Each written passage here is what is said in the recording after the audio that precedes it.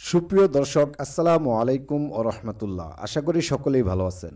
এক ব্যক্তি হজরত ঈসা আলাহিসাল্লামের খেদমতে সফরে রওনা হলো। ঈসা আলাহিসাল্লাম এর সঙ্গে 3টি রুটি ছিল। এক নদীর তীরে পৌঁছে তিনি 2টি রুটি আহার করলেন এবং পানি পান করার জন্য নদীতে গেলেন। ফিরে এসে দেখেন অবশিষ্ট একটি রুটি নেই। তিনি সেই লোকটিকে জিজ্ঞাসা করলেন, রুটি কে নিয়েছে?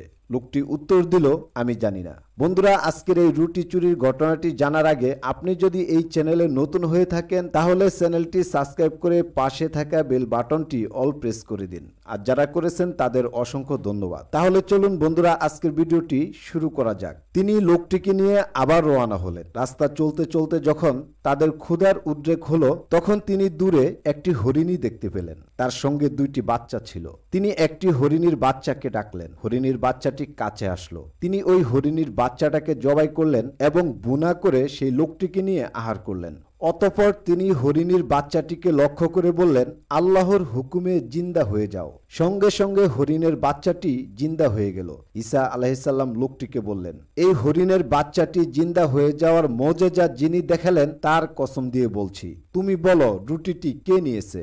লোকটি উত্তরে আবারও বলল, আমি জানি না। হজরত ঈসা আলাইহিসসালাম লোকটিকে নিয়ে আবার সামনের দিকে রওনা হলেন। তখন পাহাড় থেকে ঝর্ণা হয়ে নেমে আসা একটি নদী সামনে পড়ল। তিনি লোকটির হাত ধরে পানির উপর দিয়ে হেঁটে নদী পার হয়ে গেলেন।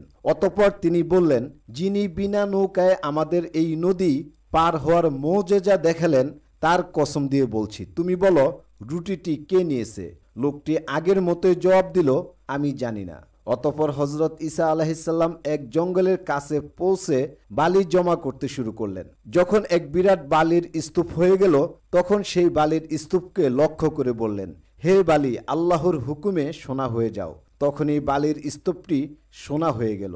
তিনি সেই সোনাকে 3 ভাগ করলেন এবং লোকটিকে লক্ষ্য করে বললেন, এই 3 ভাগ সোনার মধ্যে এক অংশ আমার আর এক অংশ তোমার এবং অপর অংশটি যে রুটি নিয়েছে তার। এই কথা শুনে লোকটি সাথে সাথেই বলে উঠল, রুটি তো আমিই নিয়েছি। হজরত ঈসা আলাইহিসসালাম বললেন, তাহলে তুমি সব সোনাই নিয়ে নাও।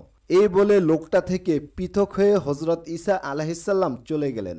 লোকটি 3 ভাগ সোনার সবগুলি একা পেয়ে মনের আনন্দে জঙ্গলের ধারেই অবস্থান করতে লাগলো। এমন সময় 2 ব্যক্তি এসে তার সম্পদ ছিনিয়ে নেওয়ার জন্য তাকে হত্যা করতে উদ্যত হলো। লোকটি বলল, লড়াই করার মধ্যে হেরে যাওয়ার ভয় সবারই আছে, তাই লড়াই না করে এসো, আমরা এই সম্পদ সমান 3 ভাগে ভাগ করে নেই। তারপর বলল, একজন বাজারে গিয়ে কিছু খাবার নিয়ে এসো, ক্ষুধা নিবৃত্তি করার পর মাল ভাগ করা যাবে। সুতরাং তার প্রস্তাবে তারা রাজি হলো এবং সেই 2 জনের মধ্যে এক ব্যক্তি খাবার আনতে বাজারে গেল এবং মনে মনে ভাবলো, খাবারের মধ্যে বিষ মিশিয়ে দিলে এই 2 জন মারা যাবে, তখন সমস্ত সোনা আমার একাই হয়ে যাবে। এই ভেবে সে খাবারের মধ্যে বিষ মিশিয়ে দিল। এদিকে এরা 2 জন পরামর্শ করলো যে এই তৃতীয় ব্যক্তিটিকে যদি মেরে ফেলা হয় তবে সমস্ত সোনা তাদের 2 জনেরই হয়ে যাবে। তাই লোকটিকে বাজার থেকে ফিরে আসতেই তাকে মেরে ফেলতে হবে। অতঃপর লোকটি যখন খাবার নিয়ে ফিরে আসলো তখন 2 জন মিলে ওই ব্যক্তিকে হত্যা করে ফেললো এবং মনের আনন্দে খাবার খেতে শুরু করলো। খাবার খাওয়া শেষ হতে না হতেই বিষের প্রতিক্রিয়ায় এরা 2 জনই সেখানে মারা পড়লো। আর সোনার 3টি স্তূপ যেমনই ছিল তেমনই সেখানে পড়ে রইল। 3 জনের লাশই সোনার পাশে ছড়িয়ে ছিটিয়ে পড়ে থাকলো। ঘটনাক্রমে হজরত ঈসা আলাইহিসসালাম আবার সেই রাস্তা দিয়ে অতিক্রম করছিলেন। তিনি এই দৃশ্য দেখে সবাইকে ডেকে বললেন, দেখো, সম্পদের হাকিকত এই, সম্পদের লোভ থেকে নিজেকে বাঁচাও। কাসাসুল আউলিয়া খণ্ড 7 পৃষ্ঠা নম্বর 1001। বন্ধুরা, আজকের এই ভিডিও থেকে আমরা কি শিখলাম? কখনোই আমাদের ভিতরে লোভকে লালন করা যাবে না। এই পৃথিবীর লোভ লালসা থেকে আমাদেরকে মহান আল্লাহ পাক রব্বুল আলামিন যেন হেফাজত করে, আমিন। বন্ধুরা, আজকের ভিডিও এই পর্যন্তই। এই ভিডিও সম্পর্কে আপনাদের কোনো মতামত থাকলে অবশ্যই কমেন্ট বক্সে দিবেন। দেখা হবে নতুন কোনো এপিসোডে। সে পর্যন্ত ভালো থাকবেন, সুস্থ থাকবেন। আল্লাহ হাফেজ।